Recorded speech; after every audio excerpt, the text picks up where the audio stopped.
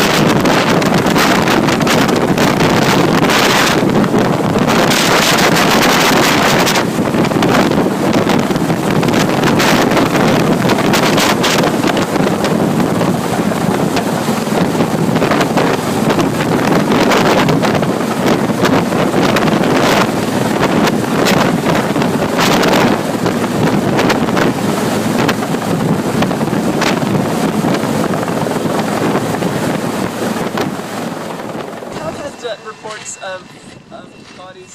We had a report of a canoeist who possibly fell overboard, and we do have a report yesterday as well that 2 people were washed into the Highwood River when their trailer went into the water.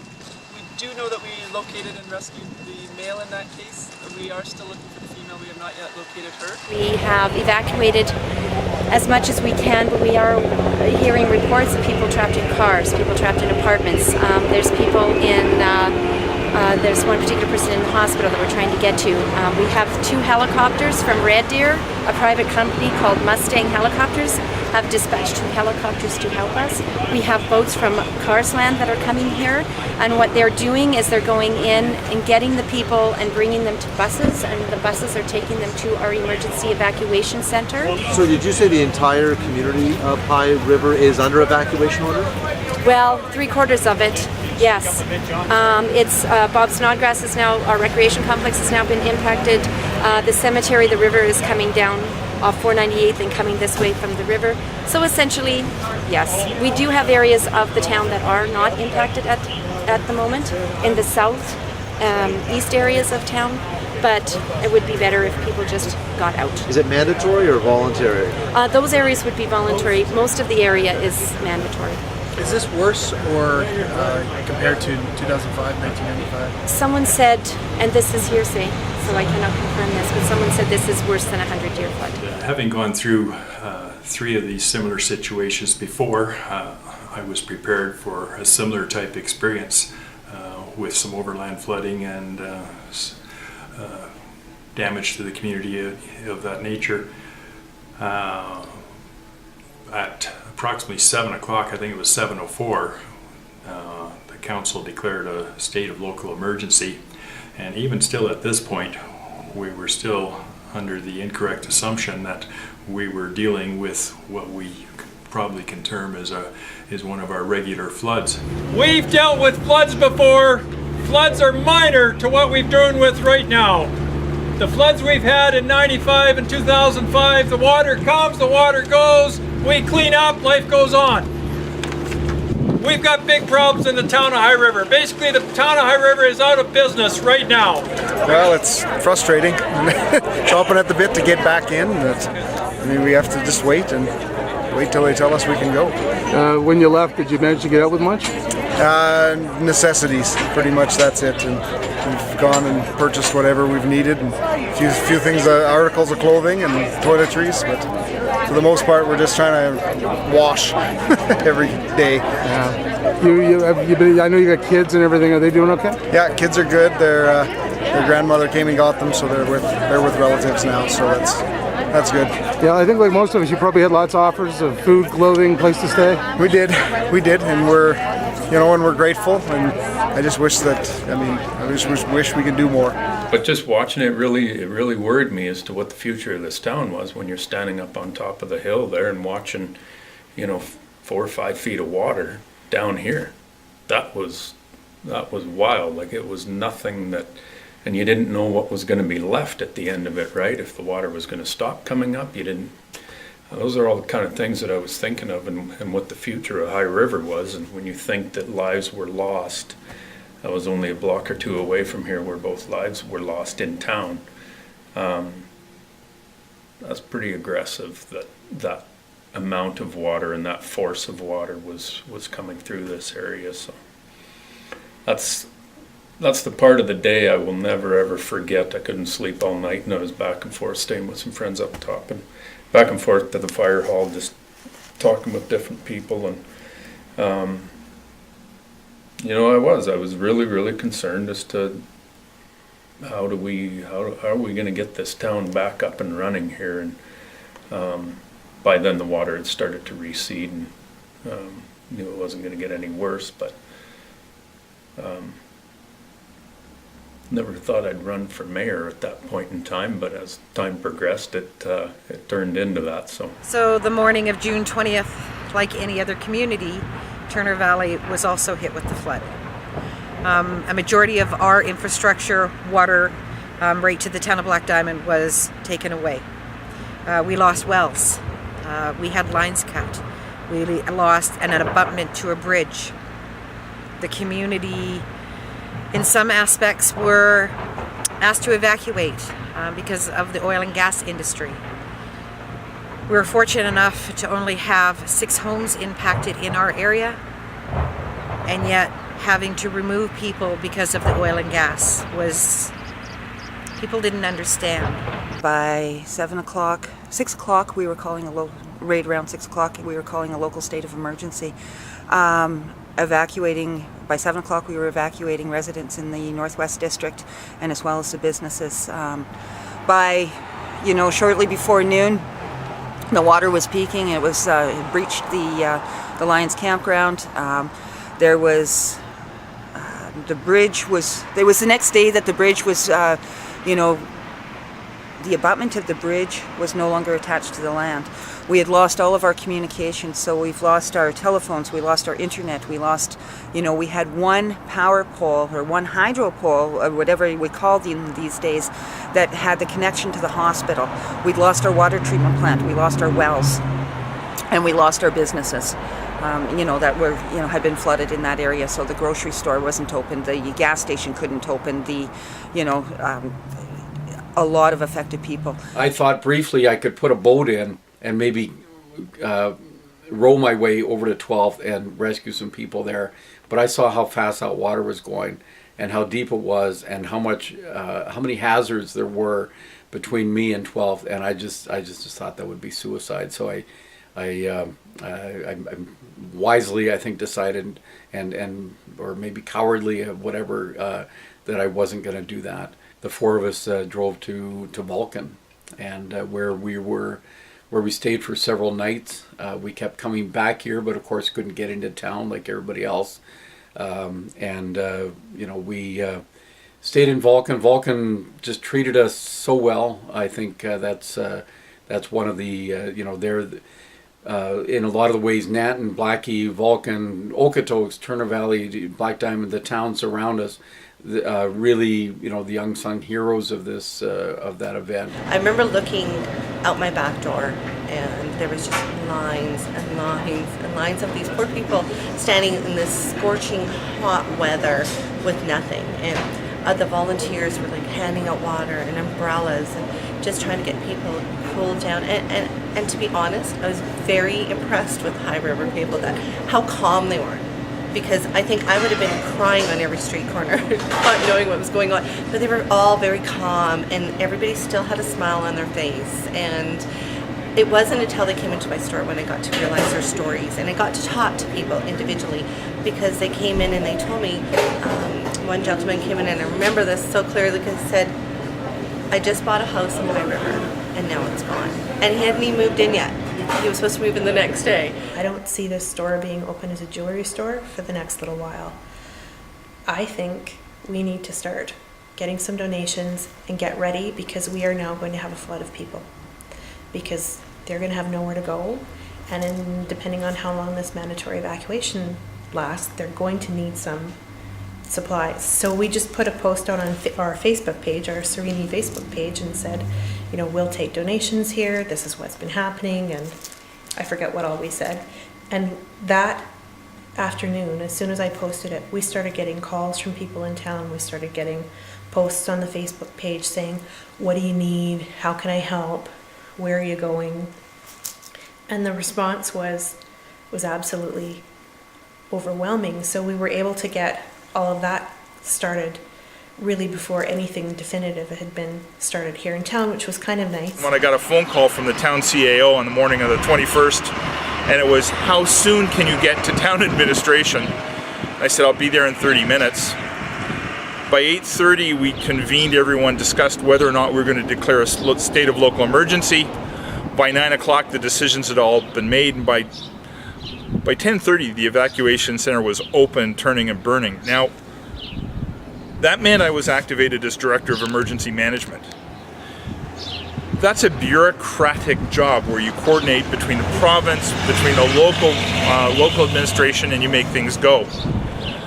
I very, very quickly discovered that my real job was not following a provincial plan or even my plan that I wrote for the town, but it was to coordinate the dozens and then the hundreds of people who said, how can I help? And get the hell out of their way. So yeah, it was a horrid situation, but I think by and large everybody grew from it. Everybody came closer. Everybody behaved magnificently. In the lineups we had here, we moved the elderly and the sick to the front of the line. Never once was there an objection from somebody standing and baking in the sun. They got water. We had spritzer fights with water bottles to cool people down. Even tried for a wet t-shirt contest, but that wouldn't work. Yes, it was fun in the midst of adversity, but it brought out the goodness in people, and that's what I remember most about this, the goodness in people. Watching the water around the church, and it started gradually coming in, I picked up the computers and some water and some granola bars I had around, and all the prayer shawls I could find to use if I needed something to keep me warm, and headed up to wait out the flood up on the ledge. And so it was probably about noon when I went up there, and got up and then realized that I needed to pull the ladder up with me, because not knowing how high the water would get, if it got too high it would sweep away and then I'd be stuck up on the ledge. And so I found an extension cord and hooked it around the ladder and pulled the ladder up with me. I credit my scouting background to thinking about that. I think the eeriest part was listening to all the furniture start falling over and collapsing through the night. But I had made myself sort of the goal that I wouldn't leave the church until the water was down till ankle depth, because I could just see. I used the ladder, I could climb up, and there's side windows, and I could see out the side windows to see exactly how high the water was outside, and I could see a big whirlpool between us and the post office. And I knew that it was safer inside than outside at that point. Unfortunately, I had no cell phone service to talk to anybody. Although it was fortunate in that I didn't know what was happening in the rest of the town. I think I thought my family was home watching a movie, having popcorn, waiting for me to get back the next morning. It just looked like bombs had gone off with all the windows blown out, and so I sort of judged which way was safest to go. I headed down toward the funeral home, and it wasn't very long before I was out of water going that way, and found someone driving by, Bryce from the hospital, who stopped and picked me up and took me to my side of town, and that's when started realizing how extensive this was. And got back to my house and then got out to Nanton and found my family, and that was the hardest part, was when I suddenly didn't know where my family was. June 20th was our wedding day, and we were celebrating our 54th wedding anniversary. The water actually started receding somewhere between 4 and 5 o'clock, so we decided to just suck ourselves in for the evening and made ourselves an anniversary dinner, had a glass of wine. Actually, we sat out back here in the sunshine between 4 and 5 with a glass of wine. It was very nice and warm and hot, but the water was very fast flowing down the ditches behind us and through the yard. As I said, the water receded conceivably about a foot by 7 o'clock, and we thought everything was going to be fine, so we were planning to stay. But a large front-end loader, probably from the feedlots, came along about 9 o'clock, and they drove right up to our front door and insisted we had to go. The bucket was able to hold about 12, 14 people, I think, all told. They took up 2 other people on our block and a couple across the road. But we sat for almost an hour and a half in the bucket waiting for a big rock truck to come down Highwood Trail to pick us up. My wife had phoned me and said, "You need to get home from Okotoks because it's pretty bad here." And I thought, well, how bad can it be? It's the same as every other spring. But when I got back to town and the chaos that was going on, and the police and emergency vehicles were out, and they were trying to direct traffic as best they could, and they honestly, I don't think, knew where to send anybody. It blew my mind. Yeah, thinking that it was coming our way, and then to see it actually slowly coming down the street when we left. It was just in the gutters at that point, but just knowing it was that close, it was pretty scary. My wife had a real rough night that first night because she'd left her cat behind in the house. So we were coming back into town and helping people doing different things, and at one point we were over here in the neighborhood, and I thought to myself, you know, I'm going to get that cat for her. So I came into the house and found the cat and stuffed it in a suitcase and zippered it all up, and off I head out to where she was over helping by Eagleview. I handed her a suitcase with a cat in it. Well, I was a hero, and I still am, I guess, in some ways, but she got her cat. And then later that day I was telling the story to Daniel Smith, and Daniel said, well, what about all the other animals? And I said, I don't think we have a plan in place for animals. And so she said, well, we should send a message out and let people know that if they need their animals rescued, we can do it. And of course, Danielle wasn't too keen on giving out her personal cell number, so I said, well, use my cell. So she put my cell out on a tweeter or Twitter, whatever you call it, and it was in minutes. My phone started to vibrate, tweet, and make all kinds of noises, and it didn't quit for probably about 3 days. That over 1,800 animals were eventually rescued out of the town. And it was, most of them came in via my cell phone request for help. Thanks. And I was at the Snodgrass Recreation Center sandbagging when they needed to bring a pallet over to the hospital. So I came over with that pallet, and we were just piling up 3-4 sandbags high all the way around the facility to make sure that water didn't get in. By about 12:15, we were trapped inside, and we were watching the water continuing to rise, wondering if the sandbags were going to hold. The problem here at the hospital was that the landing pad for the helicopter was at ground level and covered in water. So there were 125 patients that were in there who would have needed to have been evacuated with no way to evacuate them. The helicopter tried to land on the roof a couple of times, and they realized it didn't have the structural integrity to be able to do that. So what ultimately ended up happening is, and I've talked to some nurses, they, I think, pulled a 40-hour shift over the course of 2 days, taking care of patients until they could be safely evacuated. There's so many stories to highlight, but I think think probably the one I would highlight the most, and it's probably bigger than one person, but it's around particularly one person who, we're worried about, did our car get hit or whatever, because there's quite a few of us that didn't actually live in town, so we knew that our homes were fine. So we're concerned about our car. And yet these people could see that the water had demolished their house. And they very quietly kept going about their work, so I think those are the heroes that, despite knowing that their world had changed, that they stayed focused on what needed to happen that day. And not just that day, they stayed true to heart for the next few months while we got services back on track, and on to now, right? Where they're still trying to rebuild what is their safety, their home, right? So those are the heroes, and I'm sure those are some stories that you hear across the community, but those are the people that I would highlight.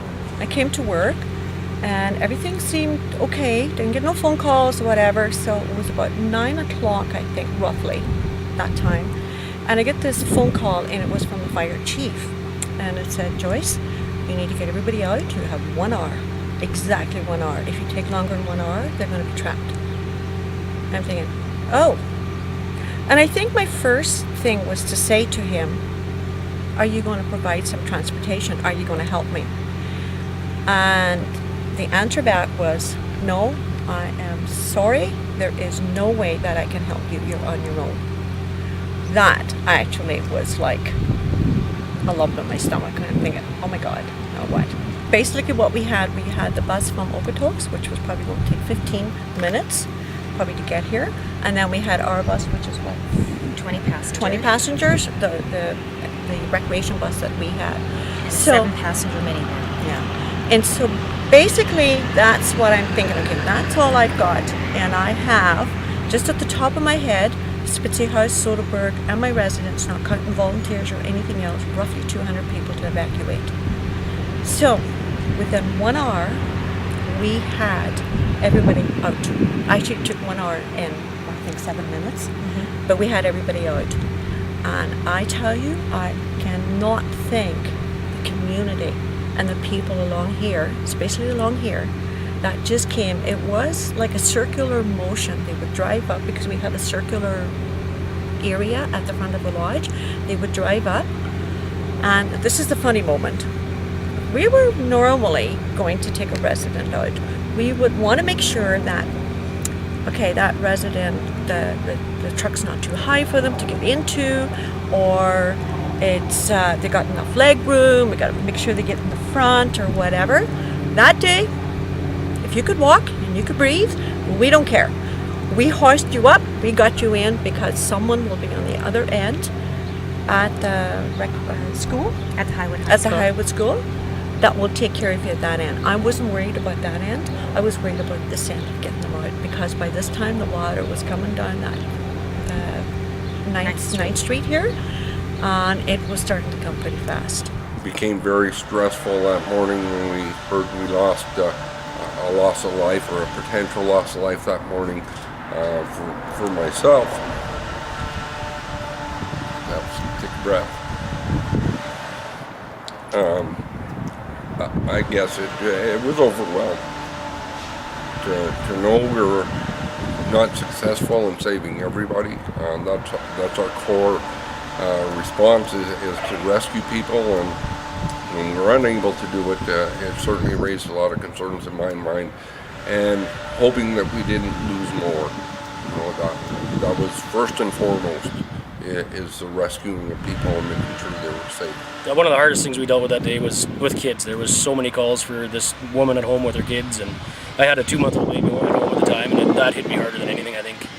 And just dealing with them as they came in. Like, there are a lot of people that didn't speak English, so we had to try and comfort and try to calm down, and it was just very hard. Just seeing the stuff that day, seeing decks float off of houses floating down the street, and dumpsters, and there was a half-ton truck with 2 people in it that was floating down towards the creek there, and we managed to get them out of there and into the boat just before their truck went underwater. So same thing, they didn't want to get out, they didn't want to leave their truck and the stuff in it, but we basically had to drag them out of there and got them out, and they were quite thankful after they realized what was going on. But just a tough day all in all to see. Being on the fire department, you see all sorts of stuff. You just never prepared for something like that. So boats would come in, we'd grab them, pull them until it drug on the bottom, and then unload, push the boats back off. We'd land the helicopters, unload those, and then I had one lady, it was the funniest thing.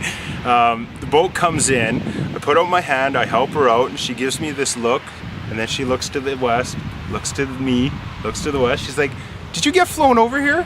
I'm like, "What?" I'm like, "No, my twin brother must be over there." So I didn't know this at the time, but my twin brother on the High River Fire Department was on the west side loading people, and I was on the east side unloading them. I'm a fisherman, I'm a fly fisherman, I'm a conservationist, make no bones about it. I've written about conservation, I've written about natural areas, natural, wildlife, and one thing that really stands out to me from all this is that the river is a living entity. The river decides what the river wants to do.